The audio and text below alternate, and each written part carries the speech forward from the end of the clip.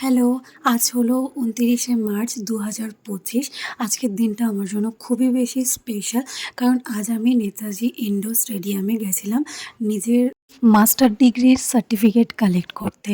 তো এখানে ১ম এ অনেক অনুষ্ঠান হলো, অনেক গণ্যমান্য ব্যক্তিরাও এসেছিল। তো আমি যেহেতু ফার্স্ট টাইম গেছিলাম, অনেক কিছু দেখেছি, অনেক কিছু শিখেছি অনেক গুরুজনদের কাছ থেকে। তো আমার তো খুব বেশি ভালো লেগেছে।